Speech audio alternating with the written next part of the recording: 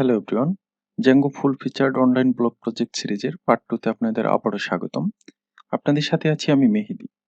গত পর্বে আমি দেখিয়েছিলাম কিভাবে জ্যাঙ্গো প্রজেক্ট সেটআপ করতে হয় ও জ্যাঙ্গো সার্ভার রান করতে হয়। এই পর্বে দেখাবো কিভাবে জ্যাঙ্গোর একটি অ্যাপস ক্রিয়েট করতে হয় এবং ওই অ্যাপস রিলেটেড রাউটিং গুলো করতে হয়। গত পর্বে আমি যে প্রজেক্ট ডিরেক্টরিটি তৈরি করেছিলাম সেই প্রজেক্ট ডিরেক্টরিটি আমি এবার ওপেন করব। প্রজেক্ট ডিরেক্টরির রুট ফোল্ডার থেকে আমি আমার কমান্ডারটি রান করব। তো আপনারা যারা কাস্টমাইজ কমান্ডার ইউজ করেন না তারা কম্পিউটারের শিফট বাটন এবং মাউসের রাইট বাটন একই সাথে প্রেস করলে আপনাদের পাওয়ারশেল উইন্ডোটা এখানে পেয়ে যাবেন। তো আমি যদি পাওয়ারশেল উইন্ডোটা ক্লিক করি তাহলে আমার এই যে এই লোকেশনে আমার পাওয়ারশেলটি ওপেন হয়েছে। এবার আমি আমার প্রজেক্টের ভার্চুয়াল এনভায়রনমেন্টটা অ্যাক্টিভেট করব। ভার্চুয়াল এনভায়রনমেন্ট অ্যাক্টিভেটের জন্য পাইথন pipenv শেল কমান্ডটি দিব।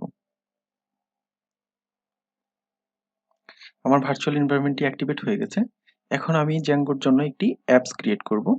সেই অ্যাপস ক্রিয়েট করার কমান্ড পাইথন manage.py startapp। আমি আমার অ্যাপসটির নাম দিব ব্লগ। ওকে, আমার অ্যাপসটি ক্রিয়েট হয়ে গেছে। এবার আমরা ভিজুয়াল স্টুডিও কোডে আমাদের প্রজেক্টটি ওপেন করব। ভিজুয়াল স্টুডিও কোড কমান্ডার থেকে ওপেন করার জন্য কমান্ডটা হচ্ছে কোড ডট দিলে আমার এই ডিরেক্টরিতে আমার ভিজুয়াল স্টুডিও কোডটা ওপেন হয়ে যাবে। ওকে, আমরা দেখতে পাচ্ছি আমার ব্লগ অ্যাপসটি ক্রিয়েট হয়ে গেছে। এখন ব্লগ অ্যাপটি ক্রিয়েট করার জন্য আমার প্রজেক্টের সেটিংসে কিছু চেঞ্জ আনতে হবে। আমরা যখনই কোনো অ্যাপস ক্রিয়েট করব তার জন্য আমার এই যে ইনস্টল অ্যাপ আছে এই ইনস্টল অ্যাপকে বলে দিতে হবে আমি যে অ্যাপসটি ক্রিয়েট করছি সেটিকে। তার জন্য এইখানে আমি বলে দিব ব্লগ। ওকে, জ্যাঙ্গোতে অ্যাপস ক্রিয়েট করার মেন কারণটা হচ্ছে আমরা যে প্রজেক্টটাকে ডেভেলপ করব সেই প্রজেক্টটাকে পার্ট পার্ট আকারে ডেভেলপ করা। এখন আমি যদি আমার ব্লগ ওয়েবসাইটটা তৈরি করার জন্য যদি আমি ব্লগগুলি সব একটা অ্যাপসের ভিতরে রাখি, আমার সব ইউজার ম্যানেজমেন্টের জন্য যদি আমি আরেকটা অ্যাপস ক্রিয়েট করি তাহলে আমার কাজটা অনেক সহজ হয়ে যায়, আমার বুঝতে অনেক সহজ হয়, ডেভেলপ করা অনেক সহজ হয়ে যায়। দ্যাটস হোয়াই জ্যাঙ্গো ছোট ছোট অ্যাপস তৈরি করে এবং সেই অ্যাপসগুলো একসাথে ইন্টিগ্রেট করে একটা বড় প্রজেক্ট দাঁড় করে। এবার আমি কথা বলবো রাউটিং নিয়ে। রাউটিংটা বোঝানোর জন্য প্রথমে আমি আমার কমান্ডারটা ওপেন করে নিচ্ছি। এবার আমি আমার প্রজেক্টটি রান করব। Python manage.py runserver। ওকে, আমার যে এই যে ইউআরএলসটি আছে সেই ইউআরএলসটিতে আমি ভিজিট করব। অলরেডি আমার রানিং আছে, তাও আমি একবার রান করে দেখাচ্ছি। আমার প্রজেক্টটি রান হয়েছে।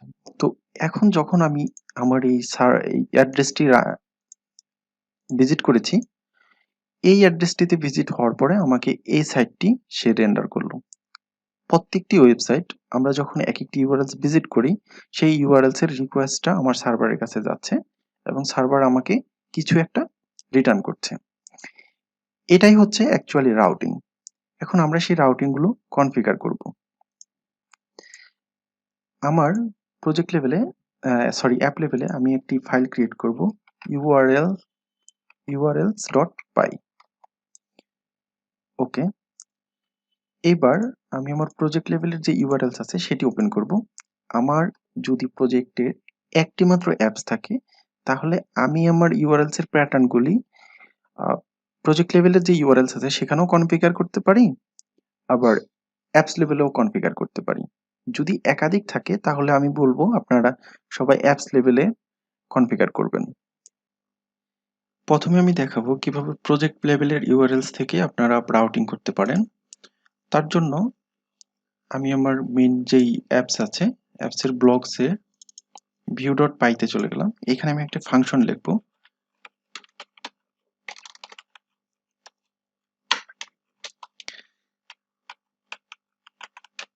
return http response। এখানে আমি একটি h1 ট্যাগ লিখবো।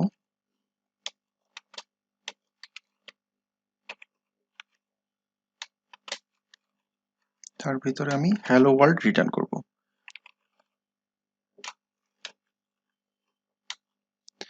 ওকে, আমি এখানে লিখে ফেলেছি হ্যালো ওয়ার্ল্ড। এই এসটিটিপি রেসপন্স হচ্ছে django.shortcut প্যাকেজের একটি মেথড। এখানে আপনারা সেটা ইম্পোর্ট করে নেবেন। আমি সেভ করে নিচ্ছি। এবার আমি আমার প্রজেক্ট লেভেলের ইউআরএলসে চলে আসলাম। এখানে এসে আমি আমার এই যে ব্লগের যে ভিউ আছে সেই ভিউ থেকে যদি আমি ফাংশনটিকে ইম্পোর্ট করতে হয় তাহলে আমাকে লিখতে হবে from blog dot views import home. Okay, এবার আমি সেই হোমটাকে এখানে কনফিগার করব। পাথ প্রথমে আমি এমটি রাখছি, এটা হোম। ওকে, আমি আমার যেই ভিউটা লিখেছি এখানে যে ভিউটা লিখেছি সেটাকে আমি আমার এমটি একটা রাউটিং এর সাথে কিওয়ার্ডের সাথে আমি সেটাকে ম্যাপ করে দিয়েছি। এটি আমি সেভ করছি। এখন আমি আমার সার্ভারটা দেখি রান আছে কিনা। হ্যাঁ, আমার সার্ভারটি রানিং। আপনারা যখন সেভ করবেন কোনো কিছু লেখার পরে তখন সার্ভারটা অটোমেটিক রিরান হবে। এই যে দেখুন আমার রিলোড হয়েছিল সেভ করার সাথে সাথে। এবার 127 আমি আমার ভিজিট করি, দেখুন হ্যালো ওয়ার্ল্ড চলে এসেছে। এখন আমরা যখন প্রথমে এই আমাদের অ্যাড্রেসটি ভিজিট করেছি তখন সে এখানে আসে, আমার প্রজেক্ট লেভেলের ইউআরএলসে আসে, এসেছে চেক করলো যে আমার এমটি কোনো রাউট আছে কিনা। এমটি রাউট যখন পায় তখন এমটি রাউটের সাথে আমার ম্যাপ করা আছে এই হোম ভিউটা। এই হোম ভিউতে আমি যেটা রিটার্ন করেছি সেইটাকে সে আমার এই HTML এ রিটার্ন করে দিয়েছে। আমি যদি আমার পেজ সোর্সে যাই, দেখুন একটা h1 ট্যাগ আছে হ্যালো ওয়ার্ল্ড। এখন আমি ধরলাম একটা কিওয়ার্ডটা চেঞ্জ করে দিলাম, এটা হোম দিয়ে দিলাম। দেখুন সে বলতেছে আমার এরকম নামে কোনো এই যে পেজ নট ফাউন্ড 444 একটা এরর দিয়েছে। এখানে আমার একটা এমটি পাথ আছে, মানে এমটি কিওয়ার্ডের একটা পাথ আছে, আর একটা আছে এডমিন। যদি আমি এডমিন দেই তাহলে আমার এডমিনের লগইনের জন্য একটা পেজ চলে আসলো। তো আপাতত এখানে দেখুন আমি যদি হোমটা চেঞ্জ করে দিই, এখানে আমি যদি এখানে হোম দিয়ে দিই, আমি যখন হোম দিয়েছি তখন এই যে আমার যে ডিফল্ট অ্যাড্রেসটা আছে এই অ্যাড্রেসটা কিন্তু সে আমার পেজটাকে লোড করতে পারছে না, কারণ এখানে সে বলে দিচ্ছে একটা হোম আর একটা হচ্ছে এডমিন। এখন আমি যদি আমার এখানে একটা স্ল্যাশ দিয়ে যদি আমি হোমে চলে যাই, হোমটা দিই, তাহলে দেখুন আমার হ্যালো ওয়ার্ল্ডটা চলে এসেছে। এখন আমি আরেকটি ইউআরএলস ক্রিয়েট করব যেটি একটি ডিফারেন্ট ভিউ থাকবে। তার জন্য আমি প্রজেক্টে চলে যাচ্ছি এবং ভিউতে চলে যাচ্ছি। এখানে আমি আরেকটি ফাংশন লিখব অ্যাবাউট।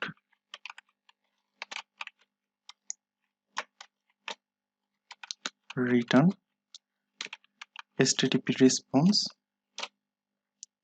আমি এখানেও একটা h1 ট্যাগ দিয়ে দিচ্ছি।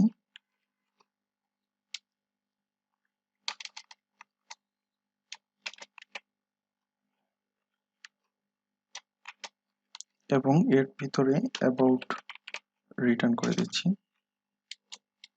ওকে, এই পুরোটাকে আমি একটা সিঙ্গেল কোটের ভিতরে স্ট্রিং আকারে পাস করে দেব। ওকে, আমি সেভ করে নিচ্ছি, ইউআরএলসে যাব এবং এখান থেকে আমি অ্যাবাউটটাকে ইম্পোর্ট করে নিচ্ছি। এইখানে এসে আমি আবার একটা ইউআরএলস লিখব, এটা দিব অ্যাবাউট এবং অ্যাবাউটটাকে এখানে ম্যাপ করে দিচ্ছি। ওকে, আমি সেভ করে নিলাম পেজটা। এবার আমি আমার ব্রাউজারে চলে যাই। তো হোমে যখন দিচ্ছি আমার হ্যালো ওয়ার্ল্ড আসছে, তো আমি যখন এইখানে অ্যাবাউট দিব দেখুন আমার অ্যাবাউট চলে এসেছে। আবার যদি আমি হোমে দিই তাহলে আমার হ্যালো ওয়ার্ল্ড চলে আসছে। তো আমরা আমরা যখন একটা ওয়েবসাইট ভিজিট করি তখন তো আমার শুরুতে কোনো কিওয়ার্ড থাকে না। দ্যাটস ওয়াই আমরা যখন কিওয়ার্ড থাকে না তখন দেখুন পেজ আসতে একটু লেট হচ্ছে আমার। এই যে পেজ নট ফাউন্ড, এখানে কিন্তু আমার পাচ্ছে না। তো তার জন্য আমরা সবসময় করি কি, একটা এন্ট্রি পয়েন্ট যেটা থাকে সেটা আমরা হচ্ছে ডিফল্ট রেখে দিই, এভাবে এমটি রেখে দিই।